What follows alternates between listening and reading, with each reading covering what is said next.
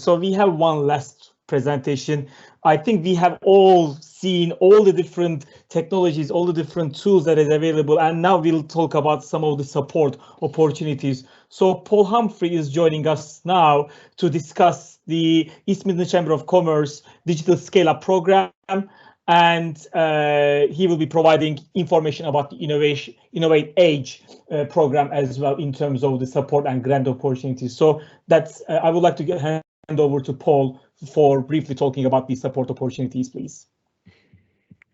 Omar, thank you very much. Really interesting presentation. Good to hear from Annika Digital, Vision Print, Block Digital, and I'd love to connect with Morningside too as well. You know, these are businesses that are really embracing technology and looking to move forward. I'm head of Scale Up Services for East Midlands Chamber. I've been a business advisor for quite a number of years now. These are my top tips for growth. Commit to a plan, involve others, surround yourself with positive people. It's okay not to have all the answers. That's a really important one. And staying connected and visible to clients can be game changing. I think if you stick to those, you're not going to go too far wrong.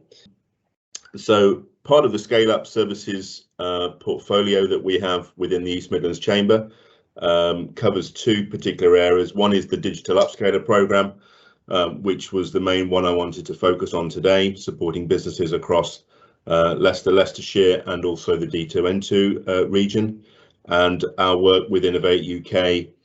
Innovate UK has been mentioned today as being a supporter of a number of these projects along with Horizon 2021. So Digital Upscaler Programme, we have 4 technology advisors. David Dobson is joining us on the call today. Would be, David, if you can put your details in the chat, maybe it would be a good opportunity for businesses to potentially connect.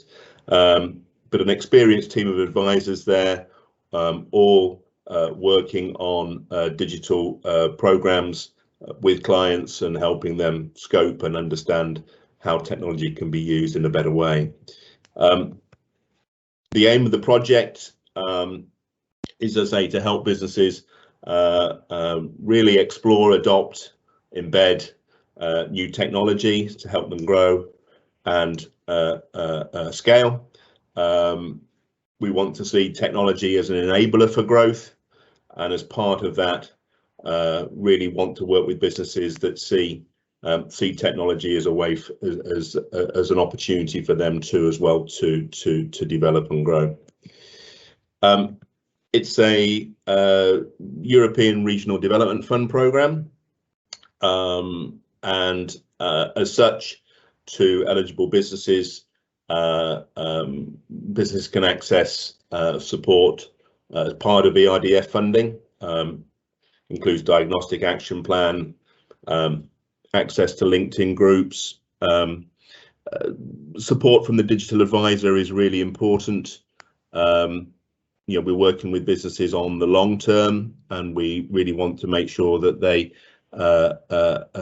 see value in working across or with the team, particularly where the team may have quite a wide range of experience and knowledge. And for identified projects, there is a capital grant programme too as well. We run a series of technology forums where perhaps some of the topics we've heard about today, AI, Industry 4.0, advanced manufacturing, etc., will bring those topics to businesses to help showcase what's new and what's going on. We also have a Senior Digital Leaders Programme, which we will be launching in the autumn, and that will really help people understand the importance of putting together a digital workplace strategy and making sure that the whole team, the whole organisation is really on board with that to make sure it embeds properly. Alongside that, and very much alongside that, I lead and manage a team of 5 innovation and growth specialists that deliver support through Innovate UK Edge. Innovate UK is part of the UK Research and Innovation Agency, and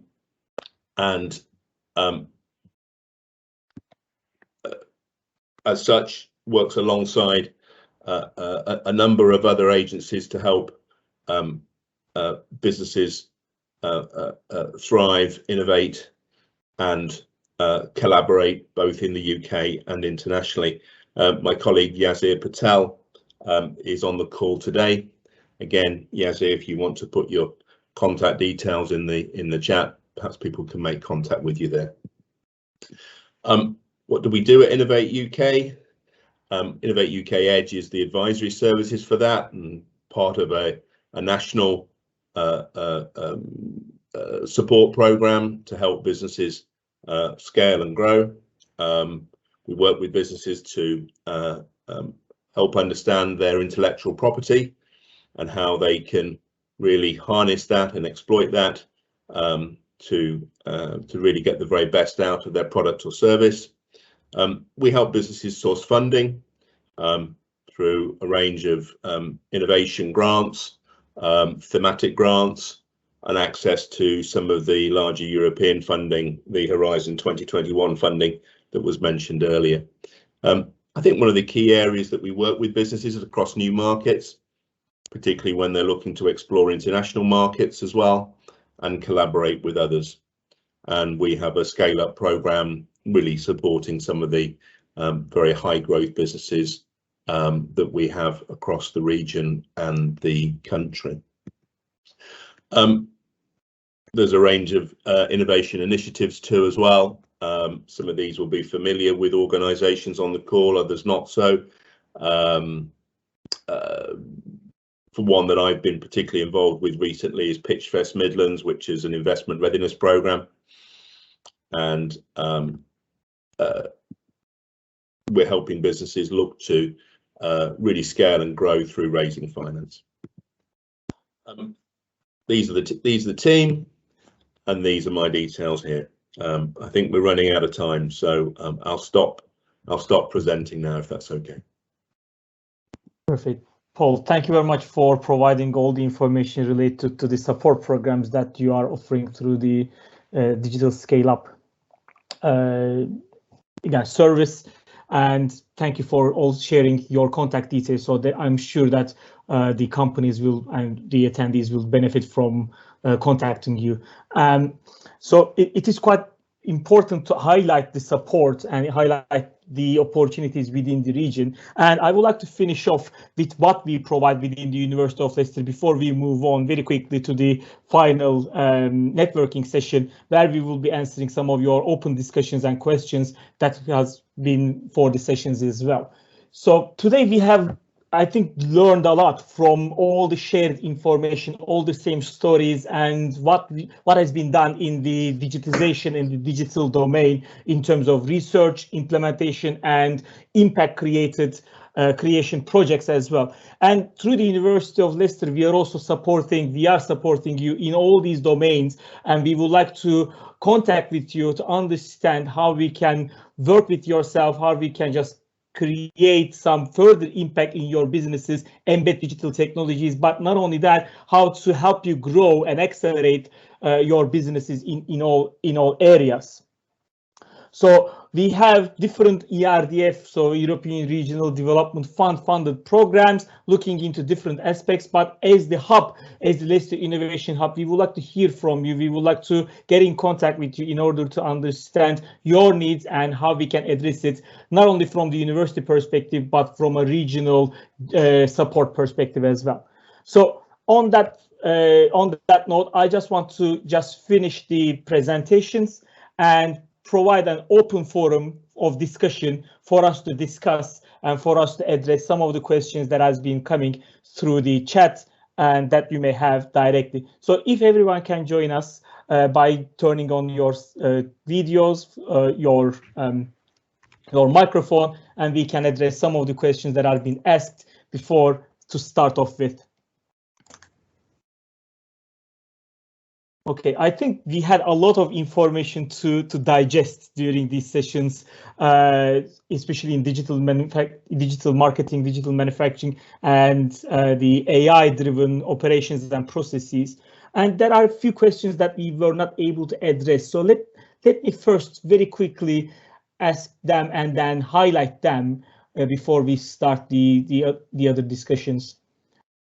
I think Krit is back, Omar. Krit is here again. Perfect. Perfect. So for Krit, again, his story was, I think, has resonated with many companies, I believe, especially how he has used the digital technologies. And there is a great question from Cameron Hussein. So he thanks first of all for sharing the story. It looks that there have been both business challenges and opportunities, and again, it sounds like you have agile enough to pivot with clear leadership to focus on new processes. But Cameron is asking the question whether it will be interesting to hear how the new strategy affected your employees and any cultural changes that is being implemented by these digital changes. So Krit, if you can just pick up that question to start with.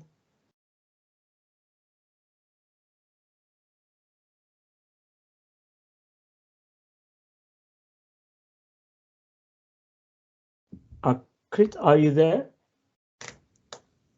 Sorry. Patel? You hear me now? Yes, we can. Sorry about that. Very good question, Cameron. Yes, challenge is with my staff, changing culture within the business. I've been running this business for 25 years. Provision's been running for 25 years. A lot of my members of staff have been here for years and years, 10, 15, 20 years. They've been in the same, we've been in the same culture. A lot of them have done multiple tasks within the business. Having to tell someone to say you're going to be doing one task only, not 5 tasks, and be the best at that particular task, they feel left out. So to sit them down, to explain to them, to make sure that they feel that they're doing good by doing an individual task and doing that the best of their ability, and learning and having more training behind it, whether it's marketing, whether it's sales, whether it's purchasing, whether it's customer service. We found it very, very hard. How I did it, I actually got a bit lucky. One of the largest companies within our industry, and it actually is the largest, their sales director was looking to move. He's been in the industry of 30 odd years, very experienced, most probably the second well-known guy in the industry. I employed him. So I brought him in at a high level as a sales director, right below myself and my brother Ash, who are the managing directors of the business. And I told him what I wanted, and he came in and put it in front of all my staff as he was presenting it.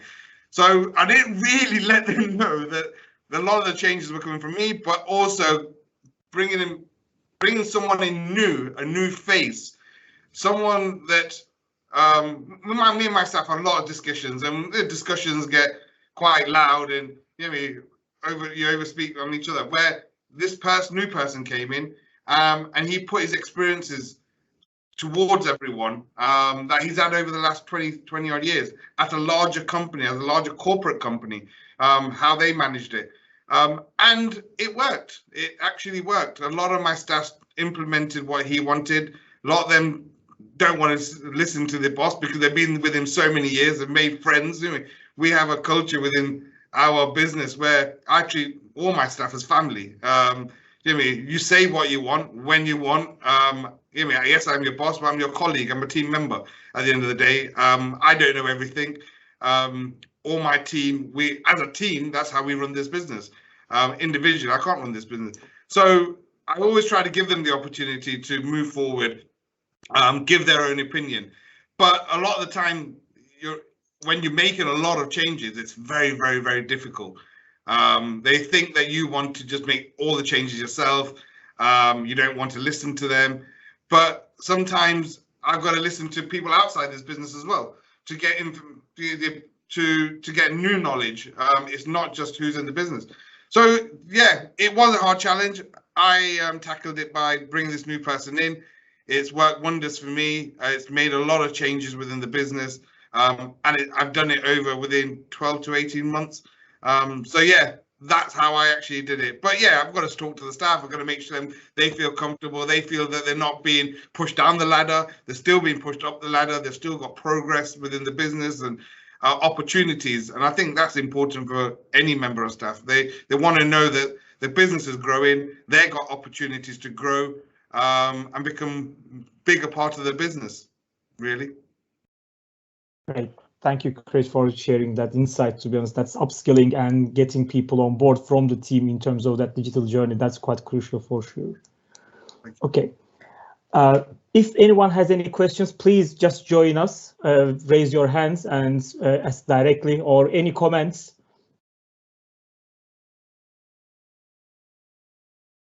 I had one in the chat, Omer, around blockchain for Ashik.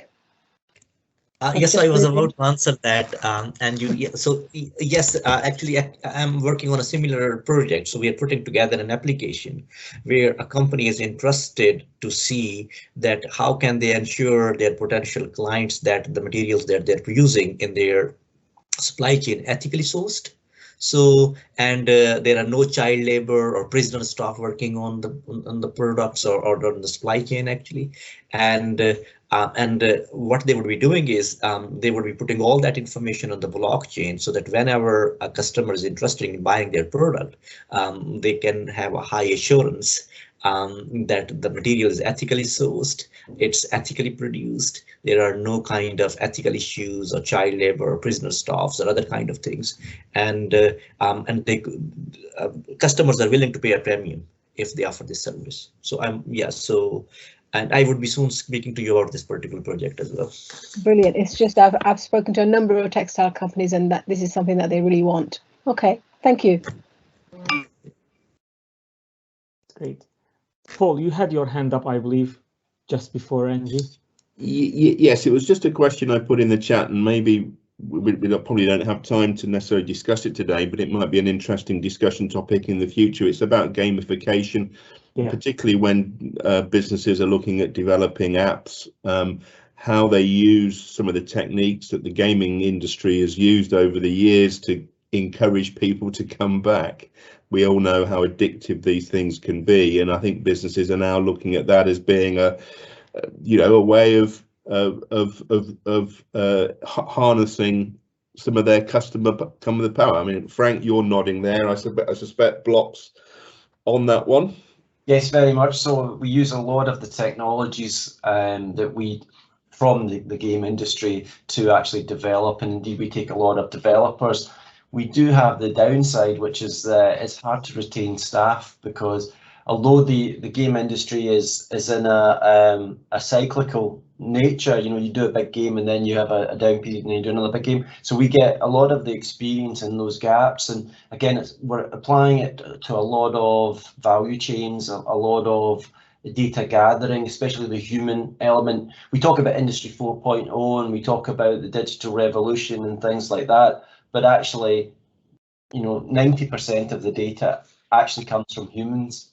And it's getting those, as you say, it's that footfall of getting people back into the system, using it regularly. It's been one of our key success stories, I would suggest. Okay, thank you.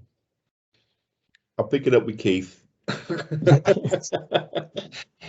think as well around gamification, again, I mean, I think there's a number of different marketing or consumer end applications that can be developed through gamification, so you can on a more kind of behavioral economics point of view, you can use it to I'm thinking particularly of stuff like, if you think how effective it's been around some of the social marketing campaigns, for example, health and things like that, really useful to turn into games, get healthy through playing a game, basically. Mm-hmm. But some of the other interesting stuff is around brand development, product placement, brand development within games and so on. So again, the gamification's a great way of engaging with an audience, different types of publics and consumers.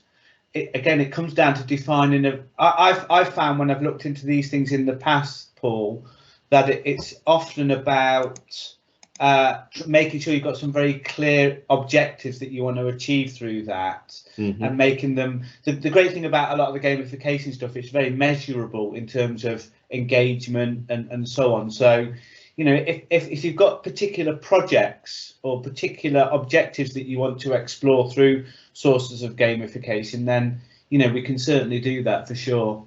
It's an interesting topic. I think more businesses will get a little bit more involved with it now as they see the value of that. Thank you.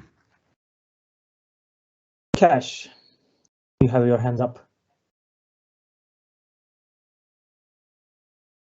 Yeah, I was going to ask this because Krit had to leave abruptly, and just one question I had for him, that when he implemented the front end with the back end as well, where his delivery times and the current challenges with the supply chain, how your digital systems are helping you to increase your customer base and maintain the expectations they have.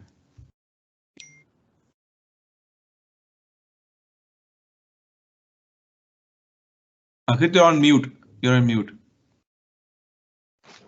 Sorry, repeat that for me. So I said, I think after implementing these digital systems, going from the website to the front end proofing tool, and then managing supply chain outside your office, how are you seeing the implementation of this helping you to increase your customer base and also meet with the expectations, you know, because everybody wants things tomorrow. How this digital infrastructure is helping you to manage the expectations of the customers? So yeah, the reason we actually put this system in place because there's a lot of demand for a next day, tomorrow. Everyone wants everything tomorrow. In our game, within the print game, we have to manufacture everything. So, but there's a lot of competition online. Everyone's trying to do next day delivery, 24-hour delivery. And we got to a stage where we thought, really, do we need to really do that? Are we causing ourselves more pressure, more cost, more problems? So we decided that no, we weren't going to do that. We're here to make a profit within the business and scale up this business and make sure the business grows, and not just on turnover, but the bottom line. So we decided we're going to stick to our normal 3 to 5 day turnarounds. This way, the way it impacts our business is we have the opportunity to plan our jobs. We have the opportunity to reduce waste, so we can imposition jobs on together with other jobs. We can plan, like I say, in terms of planning, and that's the most important. And that cuts down a lot of our waste in terms of material waste, and also in terms of customers' expectations. I mean, we found it so hard, and I mentioned this before, courier companies. People want things tomorrow, next day. On our job bags, we would have a no-fail delivery. We'll send it out with a courier for next day, and it won't get there.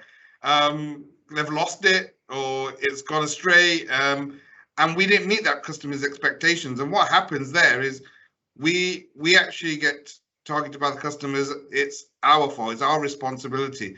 And we try to tell customers that couriers are not really our responsibility. We have to, once it walks out our door, but it doesn't generally work like that. They just want you to take the full responsibility. So I think in terms of getting the jobs out to customers, we made sure that we don't follow a lot of the people in the industry. We make sure we have our own strategy. In terms of making sure that the company is benefiting, the staff are not running around like hellish chickies. They're basically planning jobs and making sure that job gets delivered. Because a lot of the time when we were really against it, jobs won't go out the door. They'll get delivered. They won't get printed. The proofing part of it was a very big challenge for us. You can imagine the job comes in. We've got so many jobs in the proofing department, in the design department. It'll take a day or 2 days for that to get approved. But we've already gave the customer 3 to 5 working days for delivery. So we generally put in a job on the machine a day before it actually has to be dispatched. So now the proofing system is instant. It comes in today, within 2 hours, it's proofed. So we can work on a 3-day, 4-day plan to make sure that job gets out. And it's helped us so much. Like I said, sometimes you just take a step backwards to move forward, and that's what we did really. But yeah, I mean, we we have a really low fail. We have a low fail rate when we deliver to our customers, and we're literally at 99.something%. It's hardly the only way we lose a parcel. And I bring it into it. It's a family business as well, so we work three days in a truck. We have to make sure jobs get out. But the only time we lose a parcel or it gets delayed is couriers, and there's a big market out there for a decent courier company, really. Perfect. So thank you, Chris. That's really interesting. So I wish we were in the list. Oh, sorry, Frank, for the last point, probably then, and we can then. Very quickly then, I was very interested in the presentation Lauren Vargas gave on the museums, and we see a lot of interaction now in terms of what industry wants and the museum industry wants, especially about representing things that are too fragile to maybe put on public display. So it'd be great to have a conversation at some point and just see if there's any connections there. So yes, I can put my details onto the. I think it's actually on the meeting invite, my details.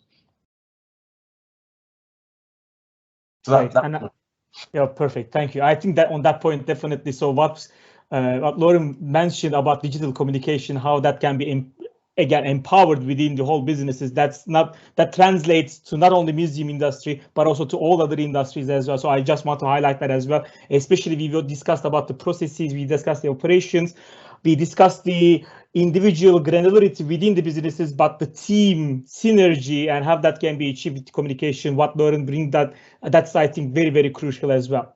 So again, I wish we were in the Leicester Innovation Hub. We could have continued this discussion separately with coffee and with all the cakes that we all wish for. But unfortunately today we are already late, and thank you very much for joining us in. And there is a lot of information to take in for sure.